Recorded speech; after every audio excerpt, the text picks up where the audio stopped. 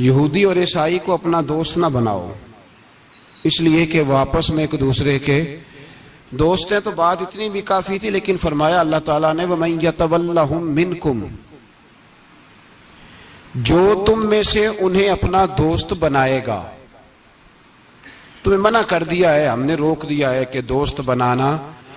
और अगर वमन यतवल्लहुम मिनकुम, जो तुम में से, वमन यतवल्लहुम मिनकुम, जो भी तुम में से उन्हें अपना दोस्त बनाएगा, फइन्नहु मिनहुम, तो वो उन्हीं में से है। तुम्हें बता दिया है कि दोस्त यहूदी और ईसाई को कभी दोस्त बनाना, और अगर बनाओगे तो फिर तुम, और फिर जो कुरान मजीद ने बात इस आया मुकद्दसा को जो खत्म फरमाया, तो फरमाया इन्नल्लाह ला यहदिल कौम ज़ालिमीन, बेशक अल्लाह जालिमों की कौम को हिदायत नहीं देता। जुल्म करने वालों के नसीब में हिदायत नहीं होती। वो जुल्म करते रहते हैं और उन्हें समझाया जाए तो मानते भी नहीं, इसलिए कि हिदायत उनका नसीब नहीं होती। मेरे भाई, दुनिया में बदनसीब है वो शख्स जो गलती करता है और फिर मानता भी नहीं, और दुनिया में कम ज़र्फ हैं वो लोग, कम ज़र्फ जो अपने जालिम होने के बावजूद जुल्म पर वजाहतें पेश करते हैं, अपनी गलतियों का एतराफ करने की बजाय उन पर दलीलें देते हैं। छोटे ज़र्फ के लोग। अल्लाह तबारक व तआला ने फरमाया यहूदी और ईसाई को कभी दोस्त ना बनाना। मेरे भाइयों, मेरे बुजुर्गों, मेरे दोस्तों, हमारा दीन तासुब से पाक है, लेकिन तसल्लुब का हामी है। तासुब का मतलब यह होता है कि कहना मार दो दूसरे को, बर्दाश्त ही ना करो। और तसल्लुब का मतलब यह होता है कि अपने दीन में पुख्ता हो जाओ, अपने दीन में पक्के हो जाओ। अब हम ना हर रोज नमाज की नियत बांधते हैं, अल्लाहु अकबर, सूरत फातिहा पढ़ते हैं, इहदिनस सिरातल मुस्तकीम सिरातल लज़ीना अनअमत अलैहिम। इतनी भी बात बड़ी थी, काफी थी। ऐ अल्लाह, हमें सिराते मुस्तकीम पे चला और उन लोगों के रास्तों पे चलाना जिन पर तूने इनाम किया। बड़ी बात थी, मुस्बत बात हो गई, मनफी बात की जरूरत न थी। लेकिन अल्लाह तबारक व तआला ने फरमाया कि जहां तुम मुझसे ये दुआ मांगो ना कि सिरातल लज़ीना अनअमत अलैहिम, या अल्लाह उन लोगों के रास्तों पे चला जिन पर तूने इनाम किया, अंबिया, सुलहा, अतकिया, सूफिया, औलिया, जहां ये दुआ मांगनी है ना, साथ एक और बात भी तुमने करनी है। वो क्या है? गैरुल मग़दूबि अलैहिम वलद्दालीन।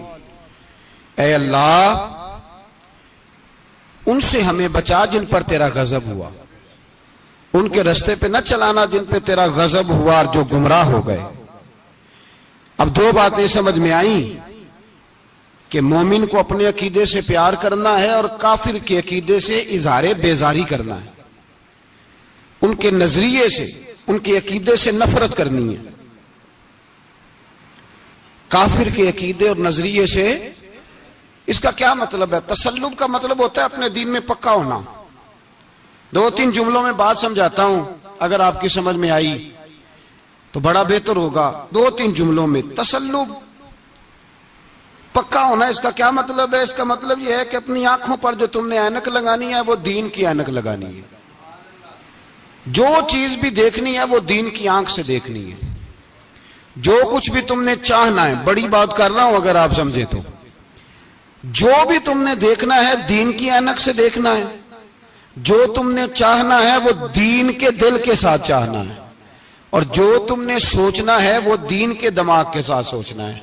उसका तर्जुमा इकबाल ने किया, कहने लगे कौम मजहब से है, मजहब जो नहीं।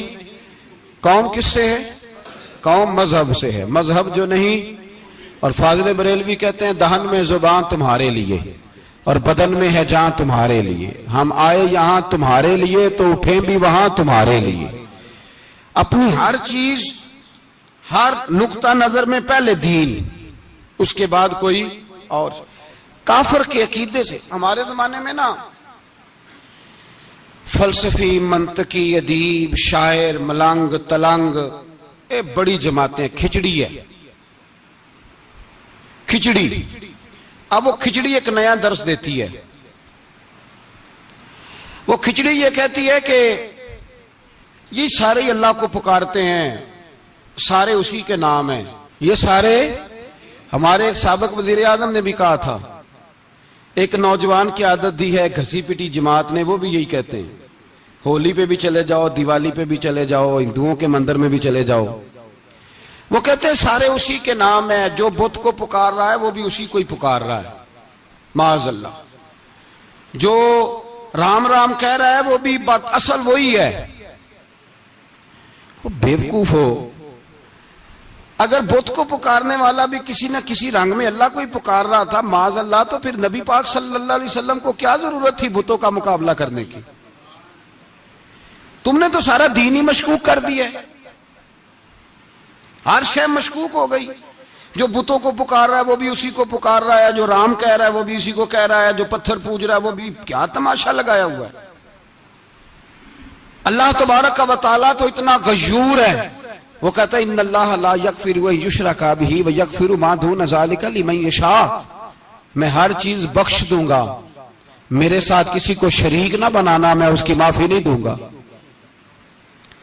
अल्लाह के प्यारे पैगंबर हजरत उज़ैर, जनाब ईसा अलैहिमुस्सलाम को जब लोगों ने माज़अल्लाह खुदा का बेटा कहा, तो रब तबारक व तआला ने कुरान पाक की आयतें नाज़िल फरमाई, फरमाया ये झूठ बोलते, ये जुल्म करते हैं अपनी जानों पर। ओ भाई, ये खिचड़ी जो पका रहे हैं ना मलंग लोग, अदीब लोग, सारे उसी के नाम है। उसका एक ही नाम है, ला इलाहा इल्लल्लाह, ला इलाहा इल्लल्लाह, ला इलाहा इल्लल्लाह। उसके सिवा कोई भी माबूद हो ही नहीं सकता, सवाल ही नहीं। ओ खुदा के बंदे, ये फलसफा। और फिर हम सियाने बने, हमारे दिलों में रहमत बड़ी है, नरमी बड़ी है। काफिर के हक में, मुशरिक के हक में सारे जी उसी को पुकारते हैं। तू ज्यादा मेहरबानी करने वाला है या नबी पाक ज्यादा रहमत लिल आलमीन है? हुजूर ने तो फरमाया बुत के पुजारी से जिहाद होगा तलवार के साथ, पंडित और जोगी काटे जाएंगे तलवार के साथ। जो अल्लाह तबारक व तआला की तौहीद में किसी को शरीक करेगा, मुसलमान उसके खिलाफ उठेंगे। तू कह रहा सारे ही एक है। तसल्लुब नहीं, दीन की पुख्तगी नहीं। हमारे यहां लोग मसला पूछते हैं, पाकिस्तान में जो ईसाई रहते हैं ना वो गरीब हैं, पाकिस्तान में जो ईसाई रहते हैं ना वो, और जो अमेरिका में रहते हैं। पाकिस्तान के अंदर जो लोग हैं ना वो मसला पूछते हैं, कहते हैं जी ईसाइयों के साथ खाना पीना जायज है। मैंने कहा अमेरिका में जब रहते हो तब क्यों नहीं पूछते? यहां तुम मसला पूछते हो, पूछते हैं ना लोग, ईसाइयों के साथ खाना पीना जायज है कि न जायज? और वहां जब तुम्हें जरूरत होती है पासपोर्ट की तो ईसाई बीबी से निकाह कर लेते हो। और पूछो ना अपने मुल्क के सियासतदानों से, पूछो इनसे कि तुम्हारे बच्चे जो जाके वहां रोटियां खाते हैं तो कौन से होटल हैं जहां बिल्कुल जायज तुम्हारे लिए अलहदा से पकता है? वो जो तुमने वहां रिश्तेदारियां की हुई हैं, तुम्हारे बच्चे वहां रह रहे हैं, तो वहां मसले नहीं याद। अगर एक गरीब नाली साफ करने वाला ईसाई आए तो उसके बारे में फतवा है कि इसके साथ रोटी नहीं खानी, और ट्रंप आ जाए तो फिर कोई मौलवी मसला नहीं पूछता कि इसके साथ खाना जायज है कि नाजायज है।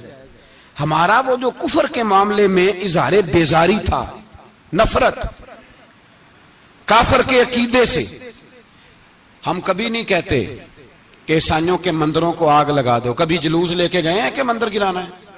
बोले, उनका गिरजा कभी गिराया है? हिंदू का मंदिर, मरज़ई की इबादत गाह, अकलियत करार दे दिया, ठीक है, जहां ईसाई अलहदा से अपना काम कर रहे हैं तुम भी करो। लेकिन हम उनके अकीदे के कभी भी हामी नहीं हो सकते।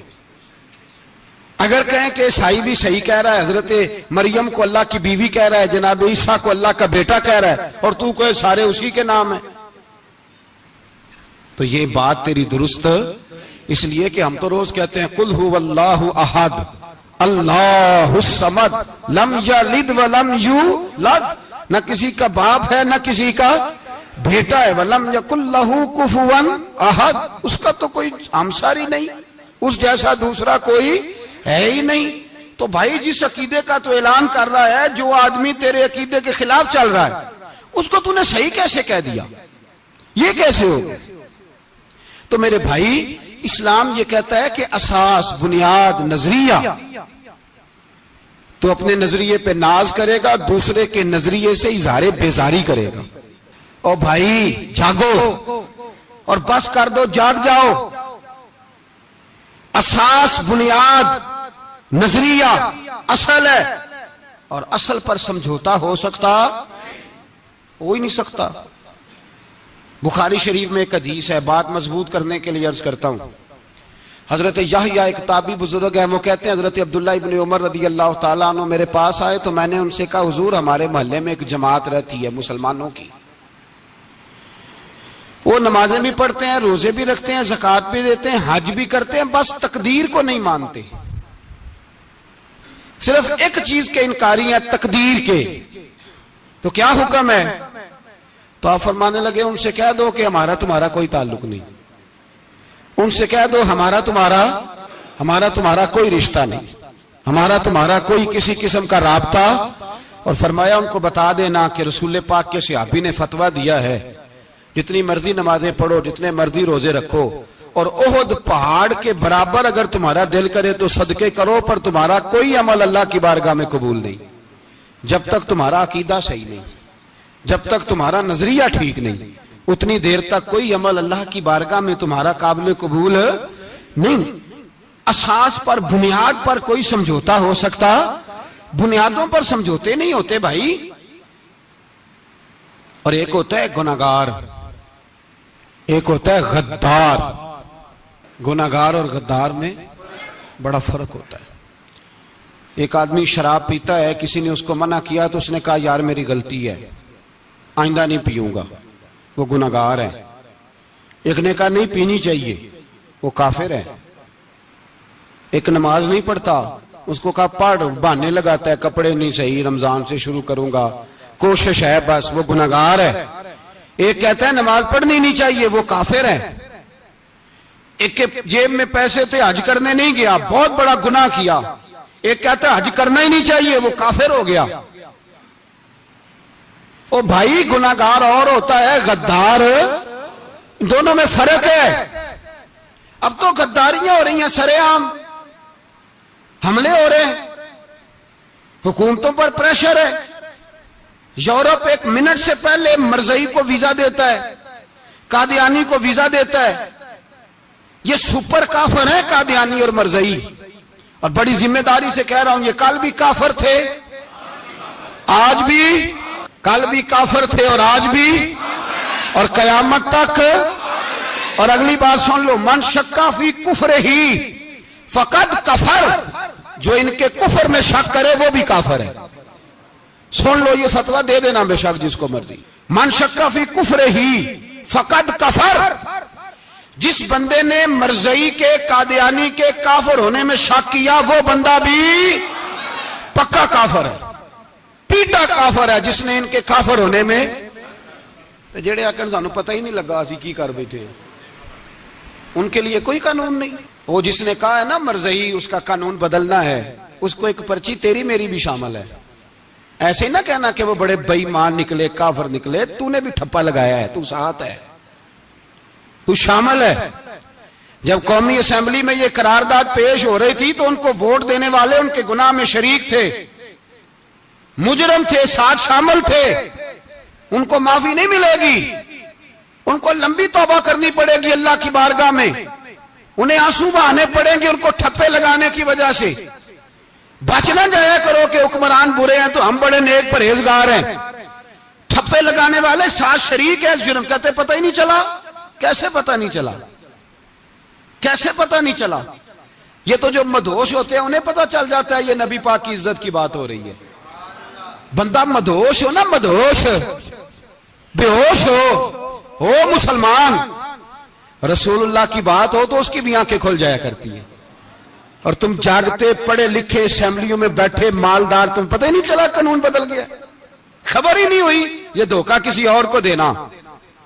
हम तुम्हारे इन धोखों में आने वाले, किसी और को सुनाना कहानियां, हमें नहीं समझ आती तुम्हारी कहानियां। कहते गलती हो गई, भूल गए।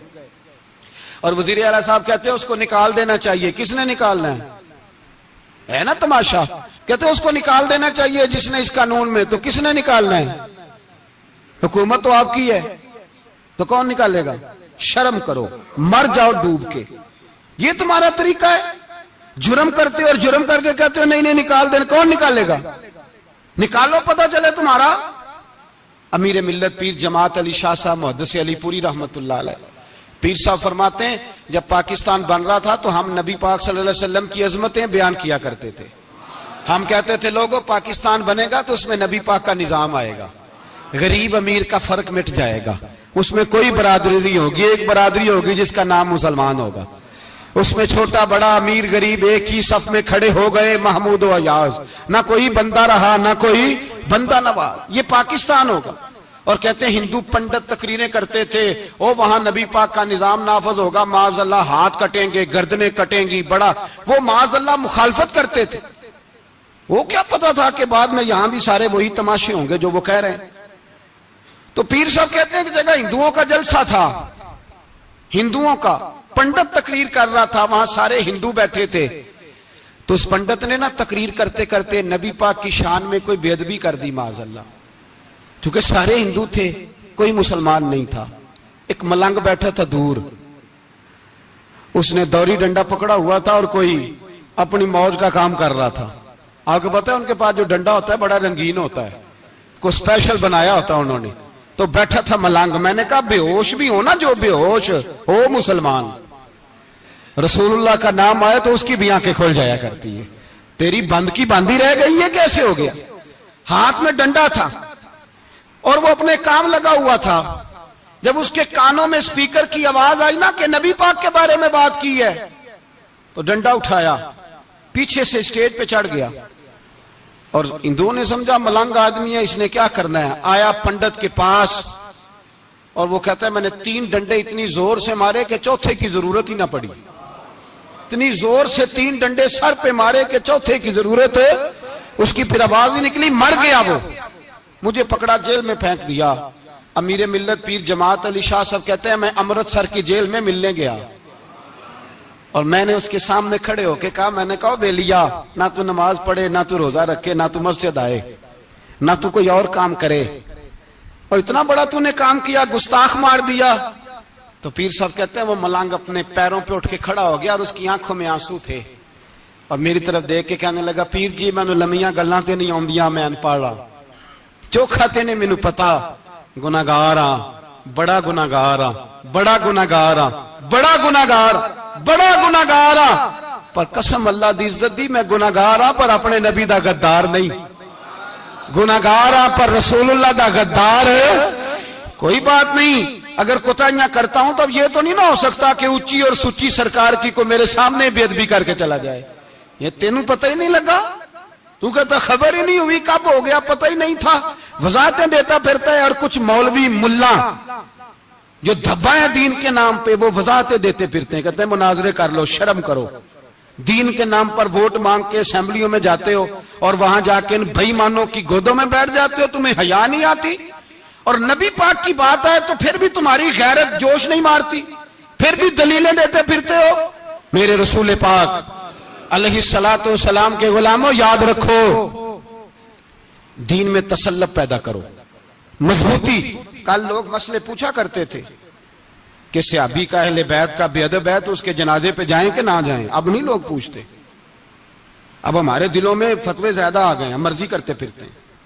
हमारा बच्चा किसी बद मजहब की मस्जिद में जाता है, हम कहते हैं नहीं नहीं वैसे ही जाता है, तुझसे पूछा जाएगा, उस दिन पता चलेगा, जिस दिन तुम मरेगा तो तेरे लिए दुआ भी नहीं करेगा, तेरी कब्र पे भी नहीं जाएगा, तुझे पता चलेगा उस दिन कि वैसे ही जाता है कि ऐसे जाता है। कोई पाबंदी नहीं, कोई तसल्लुब भी नहीं, अकीदे में ईमान में कोई पुख्तगी नहीं, हमें ख्याल ही नहीं कि किधर जा रही है औलादे, सोचते ही नहीं हम। ख्याल होना चाहिए, समझ होनी चाहिए। मेरे रसूल पाक अलैहिस्सलातु वस्सलाम के सहाबा में तसल्लुब था, तसल्लुब। सगी अम्मा भी अगर बेईमान होती थी तो सहाबा करीब नहीं आने देते थे। हजरत अस्मा बिनते अबी बकर सिद्दीक, उनकी मां मुशरिका थी। जनाब सिद्दीक अकबर की एक ज़ौजा हजरत अबू बकर ने तलाक दे दी। कुछ अरसे के बाद वो अपनी बेटी को मिलने आई, मां बेटी से मिलने आई तो हजरत अस्मा बिनते अबू बकर को पैगाम भेजा, कहा बेटे मैं तुझे मिलना चाहती हूं। तो कहा अम्मा जरा ठहर जा, पहले मैं अपने नबी से पूछ लूं। पहले अपने मां बाद में है, नबी पहले है। पहले हजरत अस्मा हुजूर की बारगाह में गई, या रसूल अल्लाह मेरी अम्मा मिलना चाहती है और मुशरिका है, हुक्म क्या है? फरमाया तू मां की हैसियत से मिल सकती है। उन्होंने तो सगे मां बाप से नाते तोड़ लिए, सगे रिश्तेदारों से, और तू इनसे दोस्तियां खत्म नहीं कर सकता, तेरा ताल्लुक भी नहीं। नहीं, सारे उसी को पुकारते हैं, सारे एक ही हैं। ये तमाशे किसी और को दिखाना, यहां रसूलुल्लाह के गुलाम बसते हैं। हमारा अकीदा बड़ा पुख्ता है, बड़ा पुख्ता, बड़े पुख्ता नजरियात के लोग अल्लाह ने इस धरती को अता फरमाए। इस जमीन ने बड़े कामिल मोमिन पैदा किए। भाई याद रखो, रसूल पाक अलैहिस्सलातु सलाम के गुलामों में अपने दीन के लिए तसल्लुब था, पुख्तगी थी, कुफर से बेजार रहते थे। अगर सबको एक में एक ही करना था तो फिर इतनी लंबी चौड़ी जद्दोजहद, अमीर हमजा का कलेजा निकल गया, कान कट गए, सब कुछ हो गया, और आज तुम उन शहीदों की लाशों पे खड़े होके कहते हो कि ये तो ऐसे ही कट गए। मजाक है ये? कोई मजाक है? असल बात बताऊं आपको क्या है? दीन मुफ्त में मिला है,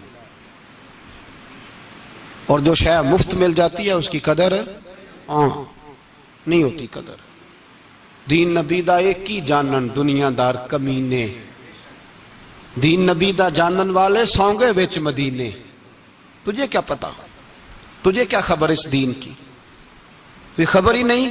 मेरे रसूल पाक का पसीना कितना बहा है। कभी तेरा फेरा लगे तो ओहद के पहाड़ से जाके पूछना नबी पाक का खून कितना बहा है। कभी टाइम मिले ना, मुल्क शाम जा और हजरत बिलाल की कब्र पे खड़े होके पूछ दीन कितना कीमती है। और फिर उससे ज्यादा बात पूछनी हो ना कभी, तो मदाइन जा, हजरत सलमान फारसी के मजार के पास उनसे पूछ दीन की कीमत कितनी है। वो तुझे बताएंगे कि कई 100 साल लग गए नबी पाक के कदमों में पहुंचने तक। 100 साल, कई 100 साल। और अगर फिर भी तुझे तसल्ली ना हो तो जन्नतुल बकी में जा और सैयदा तैयबा ताहिरा हजरत फातिमा ज़हरा से पूछ, उनसे पूछ बीबी इस दीन की कदर क्या है। वो तुझे बताएंगी कि जब दीन के चेहरे पे सुर्ख रंग भरना था तो मैंने हुसैन का खून दे के भरा है। वो तुझे बताएंगी कि इस दीन को जब पेंट करना था तो मैंने जनाब अली असगर के बाजुओं के साथ मुसव्वरी की है। इसको आसान समझ रखा है लोगों ने, आसान समझ रखा है। कहा तुम कट गए, और आज उठने वाला सूफी और दरवेश कहता है सारे एक ही हैं, सारे उसी को मानते हैं। जिस सियासतदान का दिल करता है वो जाके मंदिरों में पूजा कर आता है, जिसका दिल करता है वो जाके हिंदुओं की होली और दिवाली में शरीक हो जाता है। सब एक ही हैं। अगर एक ही थे तो हुसैन का अली असगर क्यों शहीद हुआ? अगर सब एक ही थे तो जनाब अली अकबर क्यों शहीद हुए? सारे एक ही थे तो फिर ठीक है, मस्त रहना चाहिए था। ये मजाक है, इतनी कुर्बानियां, शर्म ही नहीं आती बात करते हुए। जागो और अपने दीन को समझो। मेरे रसूल पाक अलैहिस्सलातु सलाम ने जो दीन दिया इसमें तसल्लुब है, तसल्लुब, कुफर से बेजारी। कितनी बेजारी? हजरत उम्मे हबीबा रदी अल्लाह ताला अन्हा उम्मुल मोमिनीन है, ये हमारी अम्मा है। उम्मे, माओ के नाम तो बच्चों को आने चाहिए ना। ये मोमिनों की माँ है, अबू सुफियान की बेटी हैं। हजरत अबू सुफियान रदी अल्लाह ताला अन्हु की बेटी, नबी पाक की ज़ौजा हैं। जनाब अमीर माविया रदी अल्लाह ताला अन्हु की सगी बहन हुजूर की ज़ौजा थी। बहुत बड़े अमीर बाप की बेटी थी। मदीने जब आई तो नबी पाक के घर में गुर्बत देखी, आजमाइश देखी, कई कई दिनों के फकरे इख्तियारी के जलवे देखे। अबू सुफियान एक मुज़ाकरात के सिलसिले में मदीने आए और कहते हैं मैंने सोचा सीधा अपनी बेटी के घर जाता हूं। तो कहते हैं मैं हजरत उम्मे हबीबा के सहन में दाखिल हुआ तो चारपाई पे बिस्तर बिछा हुआ था, और उम्मे हबीबा एक साइड पे बैठकर तो सुई धागे के साथ कोई काम कर रही थी। अबू सुफियान कहते हैं मेरी बेटी की नजर पड़ी तो उम्मे हबीबा जल्दी से उठी, उठ के बिस्तर जो चारपाई पे बिछा हुआ था वो बिस्तर उठाया, लपेटा, अंदर ले गई। बाद में बाहर आई तो मैंने बेटी के सर पे हाथ रखा, मैंने कहा बेटी मैं समझ गया हूं, बिस्तर पे मेरी नजर पड़ी है, लगता है कई साल पुराना है, पेबंद भी लगे हुए हैं, तो इसलिए अंदर रखा ही है कि पुराने बिस्तर पे बाप को बिठाऊंगी, इसलिए रखा ही है। तो बेटी अमीर घर से आए तो गरीब घर में उसकी शिकायतें खत्म नहीं होती, पर दीन के साथ तसल्लुब उम्मुल मोमिनीन का, पुख्तगी और कुफर से बेजारी। कहने लगी अब्बा जी अभी आप काफर है ना, तो आपकी सोच अभी बदली नहीं, मैं इसलिए नहीं बिस्तर अंदर रख के आई कि आपके काबिल नहीं था, मैं तो इसलिए रखा यूं कि वो मेरे नबी का पाक बिस्तर है और आप नापाक हैं। वो पाक बिस्तर है, इन्नमल मुशरिकून नजस, मुशरिक नापाक होता है, बाप होना अलग बात है, लेकिन मेरे दिल में बाप की कदर बाद में है मेरे दिल में, और रसूलुल्लाह के बिस्तर की कदर पहले है। रसूलुल्लाह की नहीं, रसूलुल्लाह के बिस्तर की कदर कि बाप बैठ ना जाए। इतनी नफरत मुशरिक से, इतना इजहार, वो बाप भी हो तो इतनी नफरत। लोगों ने पेचे डाले हुए हैं प्यार के, मोहब्बत की पिंगे चढ़ा रहे हैं और सारे ये कहेंगे सब सही है, और हमारे दिलों में नरमी। हमारा अपना जवान बाहर जाता है, वो ये नहीं देखता कि मैं जिससे शादी करने लगा हूं नेशनैलिटी ज्यादा जरूरी है कि ईमान, पैसे ज्यादा जरूरी के ईमान, दीन ज्यादा जरूरी के दौलत। अजीब तमाशा है, बेचते फिरते हैं, फार सेल कर दिया मजहब को, तसल्लुब ही नहीं, कोई ख्याल ही नहीं, तवज्जो ही नहीं हमारी। मेरे रसूल पाक अलैहिस्सलातु वस्सलाम के सहाबा यूं चट्टान थे दीन के मामले में, अपना प्यारा भी सामने आता था तो काफिर समझ के कत्ल कर देते, इसलिए कि वो समझते थे कौम मजहब से है, मजहब जो नहीं तुम भी नहीं। अगर दीन नहीं रहेगा तो कोई शय बाकी नहीं रहे, याद रखना, अगर दीन नहीं रहेगा। मेरे हबीब पाक अलैहिस्सलातु वस्सलाम के गुलामों का ये हाल था। ओहद के अंदर अफवाह फैल गई कि हुजूर शहीद हो गए। हजरत अनस बिन मालिक के चचा थे अनस बिन नदर रदी अल्लाह ताला, जब अफवाह फैली ना हुजूर शहीद हो गए तो जनाब अनस बिन नदर उठे, तलवार पकड़ी, सहाबा से कहने लगे यहां क्यों बैठे हो?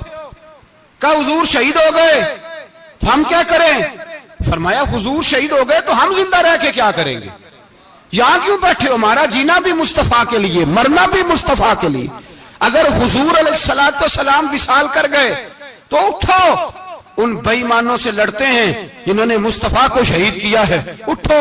हजरत अनस बिन नदर मैदान में निकले, इस तरह लड़े कि सहाबा कहते हैं ना जख्मों की परवाह, तीर बरसते रहे परवाह कोई नहीं, तलवारें चलती रही परवाह कोई नहीं, उनके वजूद पर नेजों के जख्म आते रहे परवाह कोई नहीं।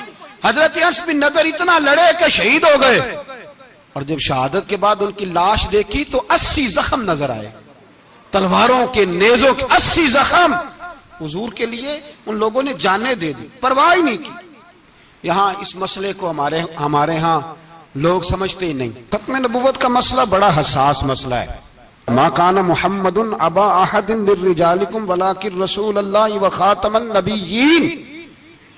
हम खत्म भी पढ़े ना किसी का तो उसमें भी खत्म नबुव्वत वाली आयत पढ़ते हैं, इसलिए कि ये बुनियादी मसला है। हम लोगों को बताते हैं कि जो मरने वाला गया है ना दुनिया से, वो नबी पाक की खत्म नबुव्वत का ऐलान करता हुआ गया है। हम लोगों को ये बात बतलाते हैं। मेरे हबीब पाक अलैहिस्सलातु वस्सलाम की 150 के करीब हदीसें हैं कि मैं आखिरी नबी हूं, मेरे बाद कोई नबी नहीं है। 150 के करीब हदीसों में हुजूर ने इरशाद फरमाया, जगह जगह महबूब पाक ने वजाहत फरमाई कि मैं आखिरी नबी हूं, मेरे बाद कोई नबी हो सकता, वजाहत। और हमारे उलमा ने लिखा है जो दावा करे कि मैं नबी हूं, और जिस बंदे ने उससे ये कहा कि चल कोई दलील दिखा, वो भी काफिर हो गया, वो भी काफिर। क्यों तूने ये सवाल किया? ये हसास नौइयत का मसला है। मेरे रसूल पाक अलैहिस्सलाम के गुलामों ने एक पैगाम दिया है हमें, उस पैगाम को याद रखना। हजरत साद बिन रबी रदी अल्लाह ताला अन्हु को ओहद के मैदान में इतने जख्म लगे कि उठा नहीं जाता था। नबी पाक सल्लल्लाहु अलैहि वसल्लम ने फरमाया जाओ को मेरे साद बिन रबी का पता करो वो कहां है। सहाबा आए तो फरमाते हैं जब हम उनके पास पहुंचे तो उनकी रूह परवाज कर रही थी, आखिरी लफ्ज उन्होंने अदा किए, कहने लगे इधर आओ सहाबा, इधर आओ, मेरी वसीयत सुन लो। हम करीब गए, हमने कहा शायद बच्चों के बारे में, औलाद के बारे में, घर के बारे में कोई वसीयत करेंगे। तो हजरत साद बिन रबी ने वसीयत फरमाई, कहने लगे जाके नबी पाक के गुलामों को मेरा पैगाम दे देना, जाके उम्मत मुस्लिमा को मेरा पैगाम दे देना कि मुसलमानों, अगर तुम में से एक भी जिंदा हुआ और नबी पाक की नामूस पर कोई हरफ आया तो फिर अल्लाह की बारगाह में तुम्हारा कोई उज़र कबूल नहीं किया जाएगा। ये मेरा, ये मैदान उहद में सर से लेकर पांव तक जख्म लगे हुए एक सहाबी का पैगाम है उम्मत मुस्लिमा के नाम। हजरत साद बिन रबी रज़ी अल्लाह ताला अन्हु फरमाने लगे, मैं मरते वक्त मुसलमानों को पैगाम दे के जा रहा हूं कि अगर हुजूर की इज्जत पर, नामूस पर, नबी पाक सल्लल्लाहु अलैहि वसल्लम की जात पर जरा सा भी हरफ आया और मुसलमान जिंदा हुए, और फिर अगर वो समझें कि हमें अल्लाह की बारगाह से माफी मिल जाएगी, तो याद रखना रब हर बात माफ करेगा, इस बात में तुम्हें अल्लाह माफी, इसमें तुम्हें, ये पैगाम दिया साद बिन रबी ने और उम्मत को समझाया कि हर बात में कंप्रोमाइज कर लेना, रसूलुल्लाह की जात के बारे में कंप्रोमाइज ना करना। जब से मरज़इयों को इन सुपर काफरों को अकलियत करार दिया गया है, उसके बाद किसी मरज़ई की इबादतगाह जलाई है मुसलमानों ने? बोले कभी किसी मरज़ई के साथ मुसलमानों ने कुछ जुल्म किया है? बाद में ठीक है, अपनी इबादत कर रहे हैं जिस तरह भी कर रहे हैं, बाकी अकलियतें भी रह रहे हैं। कभी दोबारा उलमा ने यह तहरीक चलाई है कि इन्हें पाकिस्तान से निकालो, ये क्यों बसते हैं यहां? अकलियत है तो रहने दो।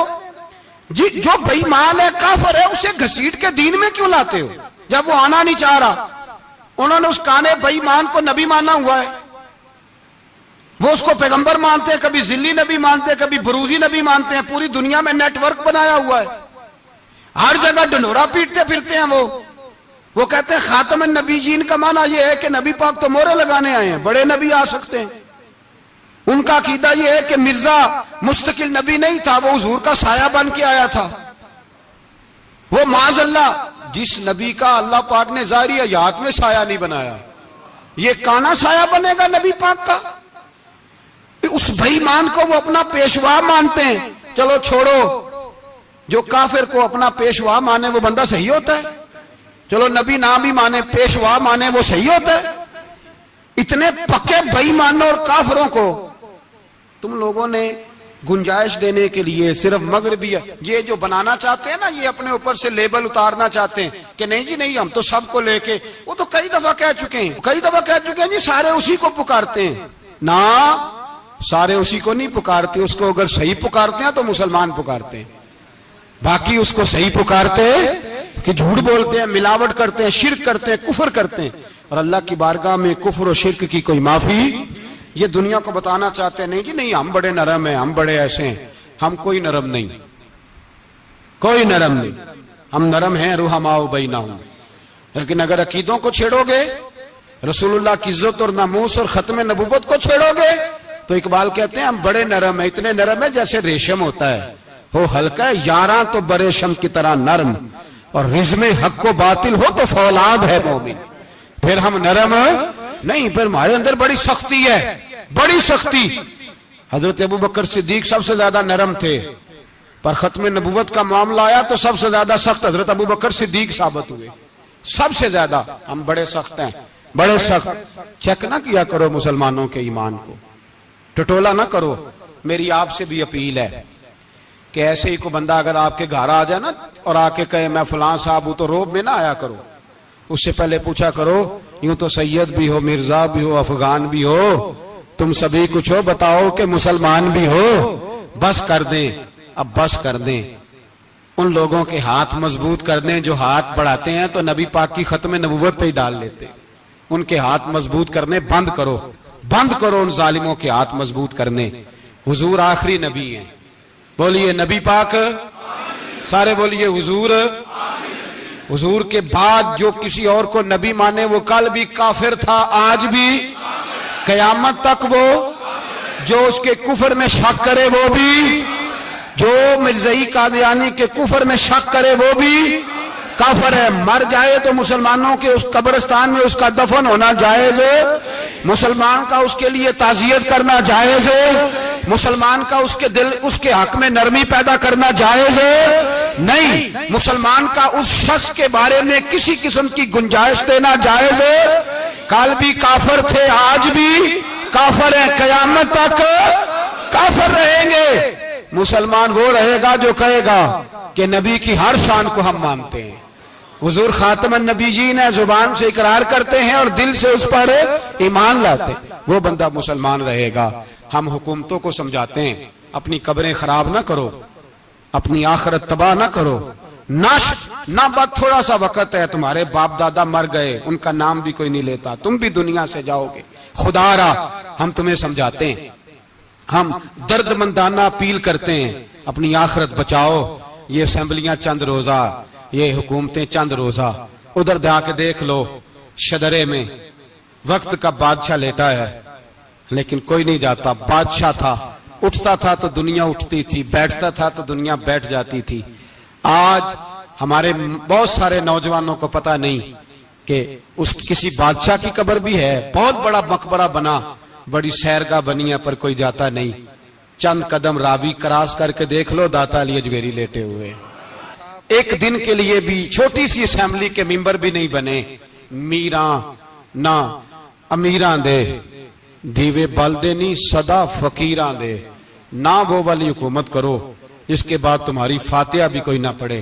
और जा जाके देख ले, दाता साहब की कब्र के चारों जानब फटियां लगी हुई हैं, सारा दिन सारी रात अल्लाह का कुरान पढ़ा जाता है, दिन रात वहां दुरूद पढ़े जाते हैं, उनको इसाले सवाब किया जाता है। ये वाली जिंदगी जी, वापस आ जा, ना अपनी आखिरत खराब कर, भज जा, वक्त की हुक्मरान लौट आ, रसूलुल्लाह के कदमों में बैठो, ऐलान करो, बगावत करो नबी पाक के दुश्मनों के खिलाफ, और हुजूर के सच्चे गुलाम बन के जियो। अगर सच्चे गुलाम बनोगे तो हजरत उमर बिन अब्दुल अजीज की तरह तुम्हारे तज़किरे मिंबरों पे रहेंगे, और अगर गद्दारी करोगे, गद्दारी, तो यजीद की तरह तुम्हारी अपनी औलादें भी तुम्हारा नाम नहीं लेंगी, अपनी औलादें भी तुम्हारे तज़किरे छोड़ जाएंगी। याद रखना, अल्लाह की लाठी बड़ी बेआवाज है, कुल्लु मन अलैहा फान, फना कर देता है हर चीज को। दुआ है अल्लाह हमें समझने की तौफीक अता फरमाए।